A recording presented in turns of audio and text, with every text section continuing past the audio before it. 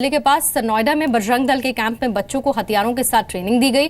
नोएडा के स्कूल में बजरंग दल के सैकड़ों सदस्यों की हथियारों की ट्रेनिंग दी गई, जिसमें बच्चे भी शामिल हुए हैं। कैंप में तलवार, बंदूक के साथ सदस्यों को आत्मरक्षा यानी कि सेल्फ डिफेंस की ट्रेनिंग दी गई। कुछ ही दिन पहले अयोध्या में बजरंग दल पर नफरत फैलाने की धारा के तहत केस दर्ज किया गया था। अयोध्या में बजरंग दल के कैंप में भी हथियारों के साथ ट्रेनिंग दी गई थी, जिसमें एक खास समुदाय के लोगों को आतंकवादी बताया गया था।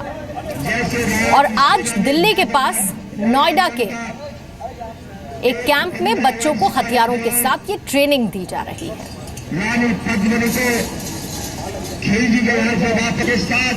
कंधे से कंधा मिलाकर के तो कुछ ही दिन पहले बजरंग दल ने अयोध्या के ऐसे ही कैंप में सदस्यों को आत्मरक्षा के लिए ट्रेनिंग दी थी, जिस कैंप में हथियारों के साथ ट्रेनिंग दी गई। एक खास समुदाय को आतंकी बताया गया।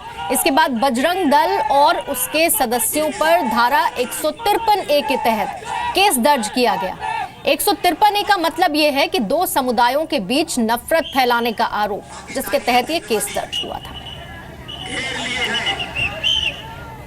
ऐसा लगता है जैसे की सेना में बादल नाम का कि कोई आतंकवादी की तैयार नहीं किए जा रहे। जिस प्रकार हम लोगों को बदनाम किया जा रहा है कि ये भगवा आतंकवादी है। हिंदू कभी आतंकवादी नहीं हो सकता, वो क्रांतिकारी था, है और रहेगा। तो उत्तर प्रदेश के नोएडा में बजरंग दल के कैंप की 3 तस्वीरें हम आपको दिखा रहे हैं इस वक्त। जो पहली तस्वीर, बजरंग दल के सदस्य हथियारों के साथ ट्रेनिंग ले रहे हैं। ये ट्रेनिंग पूरी तरह से आर्मी ट्रेनिंग की तरह है। तो दूसरी तस्वीर बच्चों की, इन बच्चों के हाथों में घातक हथियार हैं और उन्हें भी आत्मरक्षा की शिक्षा दी जा रही है। तो तीसरी तस्वीर, बजरंग दल के सदस्य तलवारबाजी सीख रहे हैं। जेडीयू नेता अली अनवर ने बजरंग दल पर निशाना साधा है। कहा है कि खुलेआम हथियारों की ट्रेनिंग करना सही नहीं।